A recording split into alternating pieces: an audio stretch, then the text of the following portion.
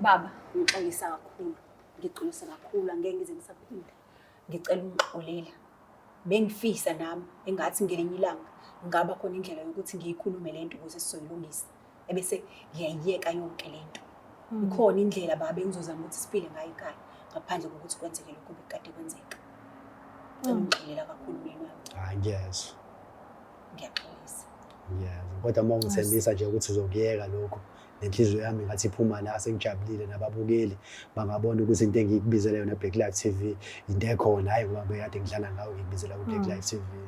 Ngixolisa kakhulu baba. Uma ungase nje uvume nje ukuthi uyakuyeka kusukela namhlanje, njengoba sesiqhawulene ngezandla nkosikazi, bamnyanda uma ingane zami. Ngiyakucela bandla. Ngiyaxolisa baba. Ngiyathembisa ukuthi ngeke sekusaphinde. Ngeke kusaphinde Ngeke bamnyanda. kusaphinde kwenzeka.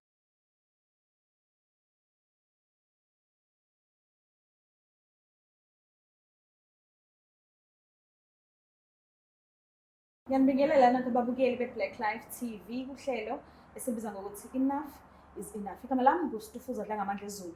Ngumngwenya Nkomo Sovukazi uMvuleni. Ngiyintokazi Zalimamkhize. So today sivakashelwe ubaba la ekhaya ku-Enough is Enough ngesimanga sokuthi ikhona lento mhlambe esithenzi emoyeni wakhe angekho right ngayo. And njengoba ezela uzela kona lokuthi azoyilandelela athole isixazululo abone ukuthi baqhubeka baphila kanjani nalo muntu ofisa ukuthi baxazulule inkinga abanazo naye. So ke ngithunyiwe ka Black Life Pharmacy ukuthi angichaze ukuthi sikhona special esikhona since nazo isikhathi sigodukile semakhaya kunemoya eminingi emakhaya and abantu abaningi abathandi uthola ukuthi semathekweni siyosebenza siyophanda siphandela abazali bethu sifike sibakhele nje kunezinto eziningi mhlawumbe uthola ukuthi bayaziphosa egcekeni engekho right okungenzeka ukuthi zikhazile kade usagodukile. So uma usuzobuye ubuye uzoqala kahle emsebenzini khona izinto zokuzihlanza uziclean ube right uthandwe iboss yakho uthandwa abantu osebenza nabo izinto nje zokuzicleana fona ke ku 062 219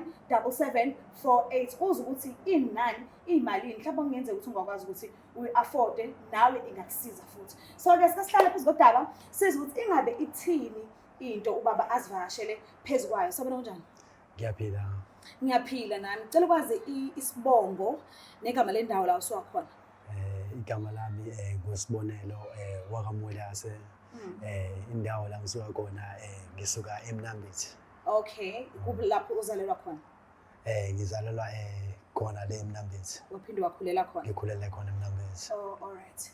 Ngicela sivele nje sihlala phezu kodaba ungichazele ukuthi yini lesi inkinga usuyibona ukuthi okay ayihambi kahle akukho right ukuthi nje sekwenela ngikwazi ukuqhubeka ngiphile nokuvumela lento le eyenzakalayo kwenzakalani. Ngicela ungichazele nje la iqala khona uze naye kuze kufinyelele la uthi khona ayingikhathele manje.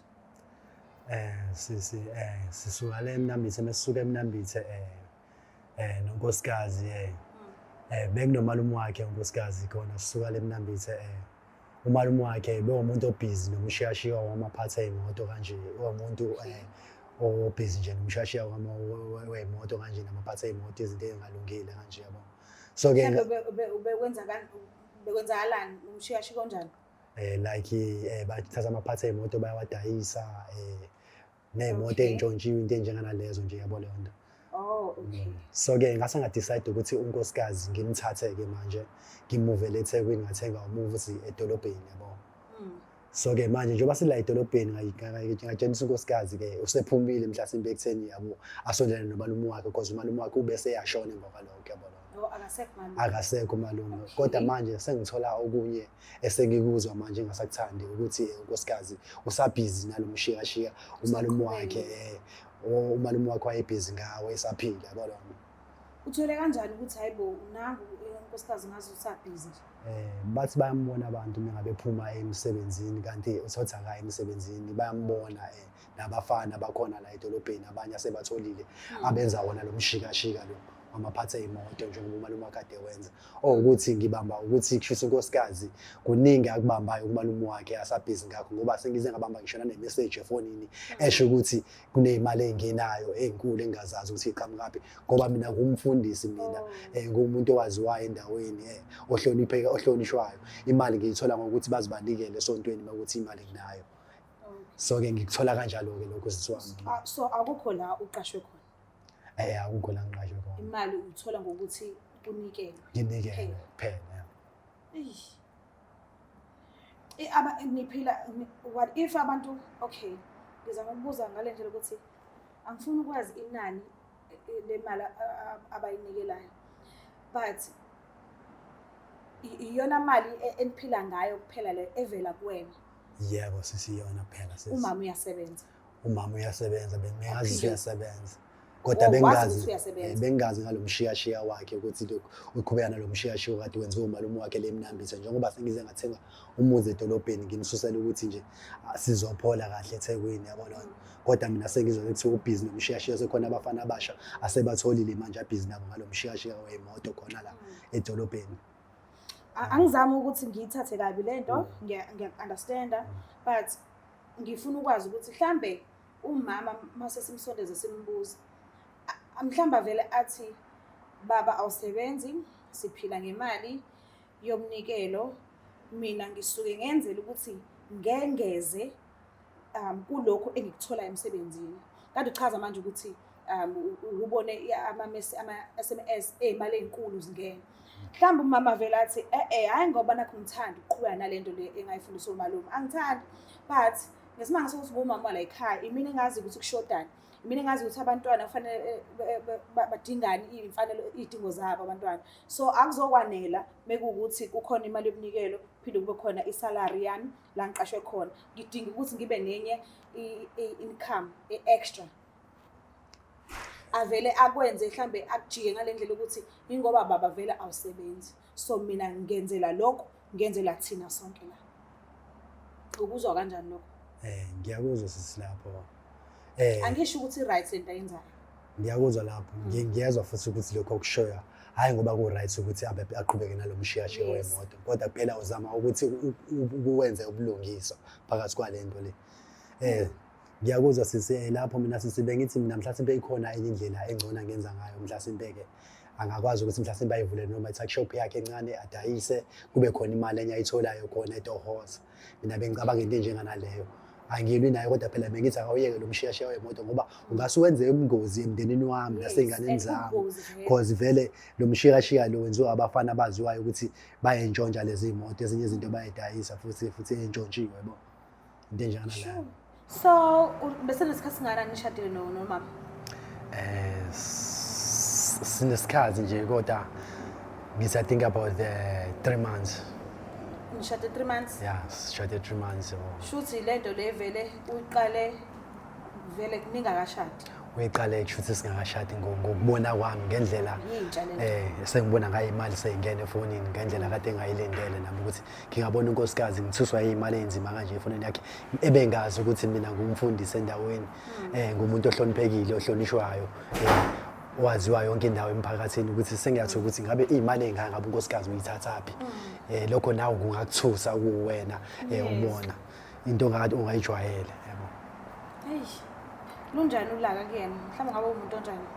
Ngizamile ukukhuluma naye kodwa sangabekana kahle ngoba ngicine isolution yabo enganginikezanga kuyiyona ngisazi okuwukuthi ngisafuna ukuzwa ngayo ukuthi kuqhubeka kalani yini ezoqhubeka.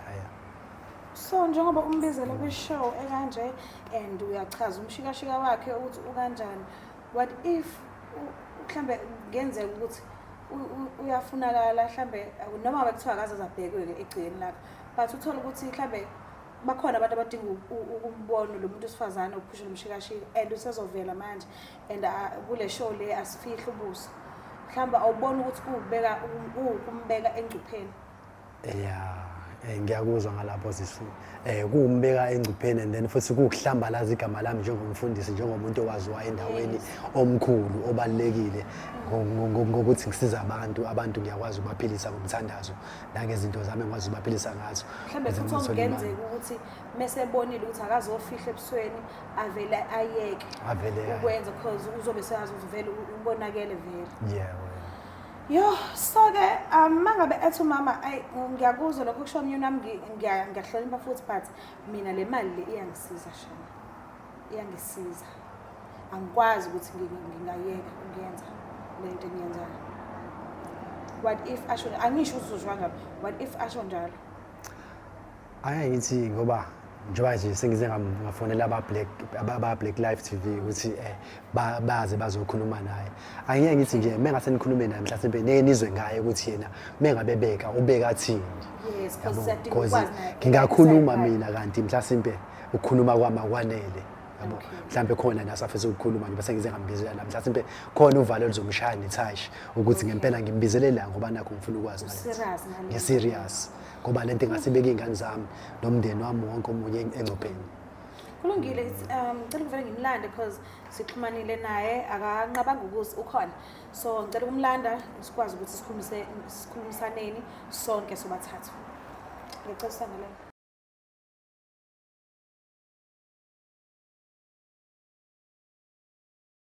Wo lamzala waphinda kwenzeka futhi sikulethela indathane special kwizimpande zama-Africa Traditional Pharmacy. Thola wonke ama-products ngesaphulelo esingafika ku-350. Sibala isiwasho, iskafulo, isibambelelo, izinyembezi zomntwana namanye ama-products. Wonke lama-products uwathola ngo-350 i-products ngayinye. Bese ungakhohlwa ukusitholela i-gambling combo ngamanani aphansi i-R1000 nje kuphela. Ungakhohlwa Especially zizoba khona kuze kube umhla ka-1 January. Yenza okulungile ufake i-order namhlanje ku-062 219 7748 noma uze pharmacy ku-shop number 87 Queen Street eThekwini. Ungakhohlwa imbila yaswela umsila ngokuyalezela. Walala wasala wavuka wayithatha ziyakala mzala. Izimpande zama-Afrika sisebenzisa amakhambi emvelo ukukulapha.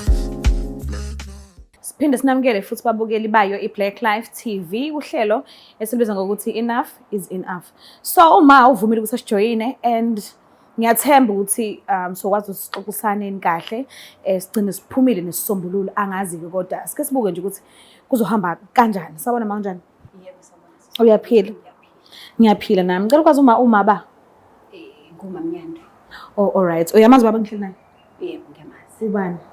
Ubaba kwami. Oh okay, kulungile. Uke wabhala kuhlelo elithi enough is enough.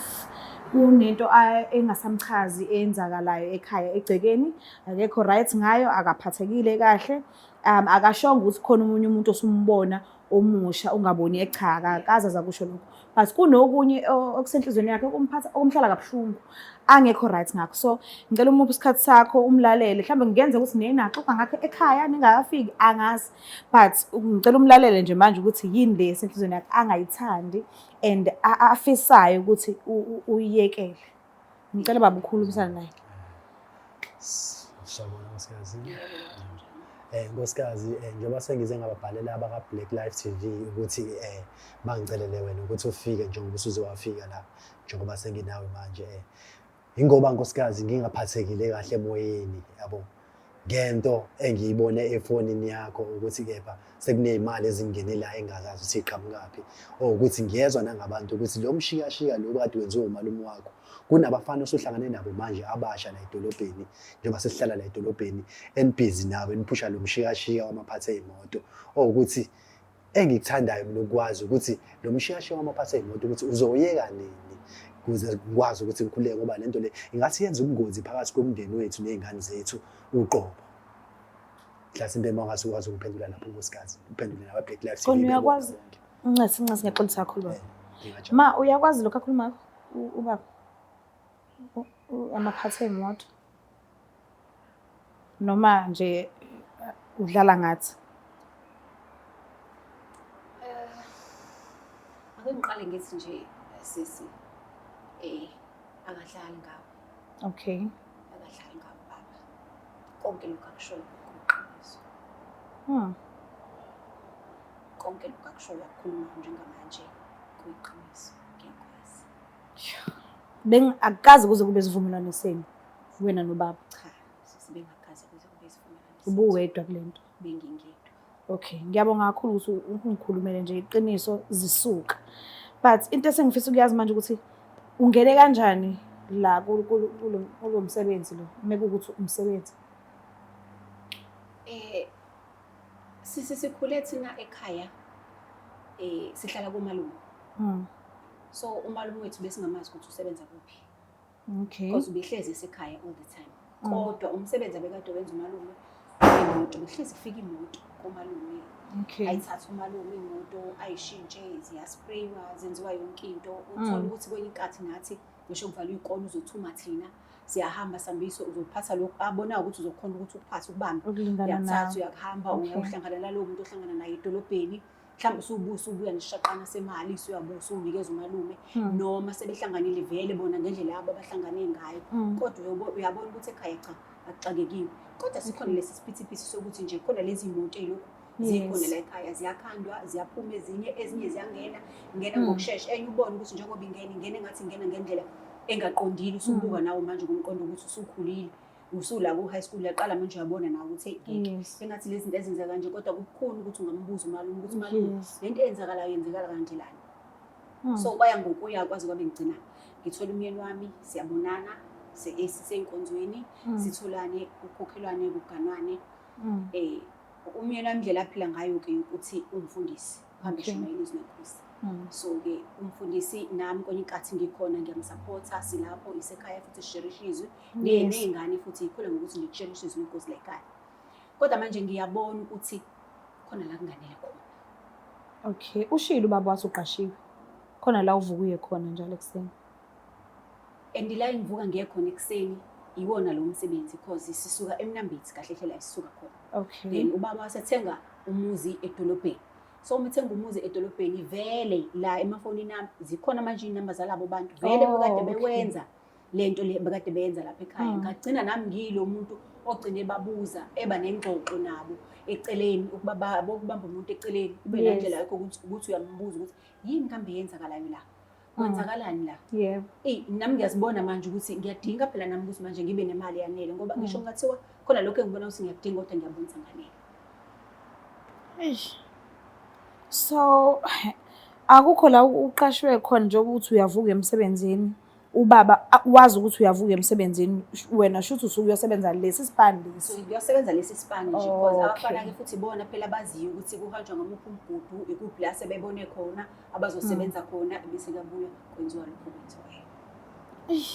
Manje abanganovalo ukuthi njengoba ubaba ephiwe umsebenzi wokusebenza ngokusiza abantu esontweni mhlambe ngenzeka kube khona elinye ilunga lasemkhulekweni elazi ukuthi umama Mnyandi udila nalezi zinto lezi noma ubusucabanga imali bekuke kube khona kwenye inkathi yabona kodwa imikhona into kodwa ubuye ube nalento yokuthi eyisibindi yes kodwa uqhubeke uyenze lento kodwa ubona kahle kodwa ngalesi sikhathi usasuka usaqala nje usathi usayenza khona ezinye izinto okuvela uyikhohle zibe ngemuva kube sengathi awuzazi noma awicabangi ngenxa yokuthi imali yona into odingayo.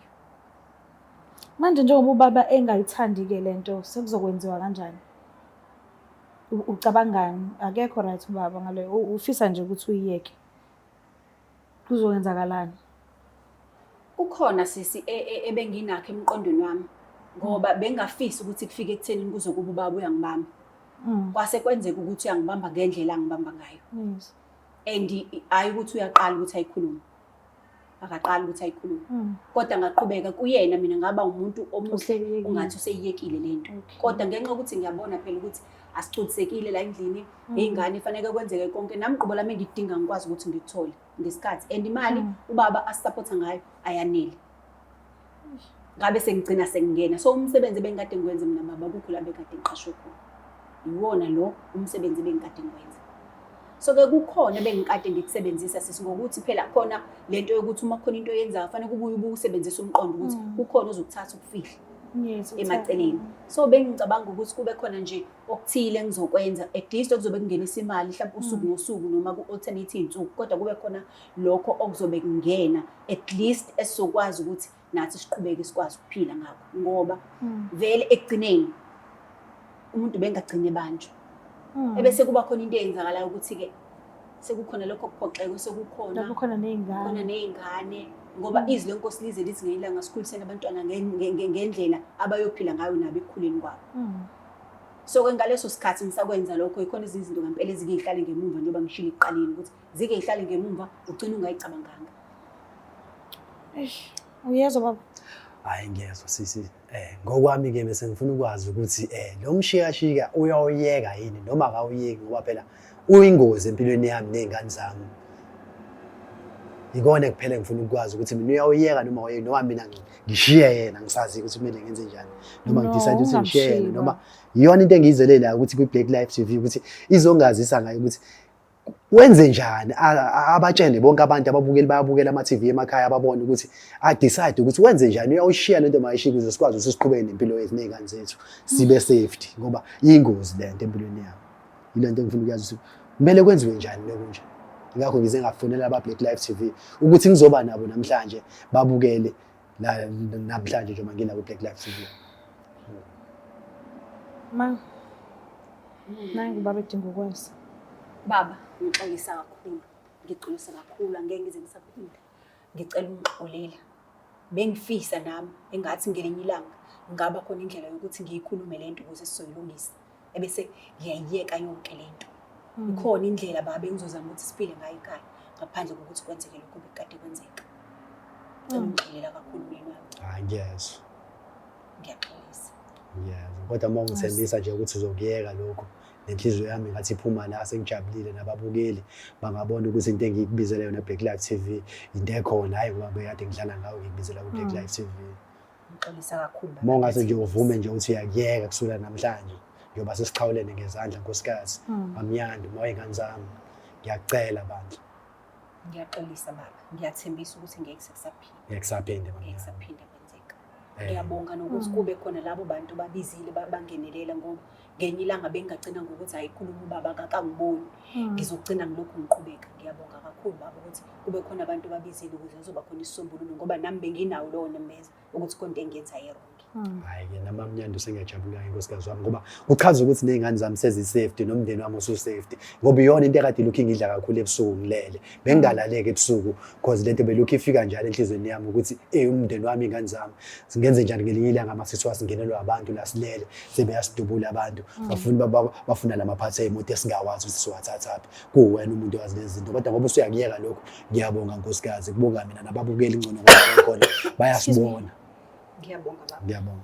Siyabonga kakhulu baba. Isineke sakho nje ukuthi ulandelele ubone ukuthi yonke into i-right and une-right okwenza kanjalo because unkosikazi wakho uney'ngane ikhaya fanele lihlezi liphephile.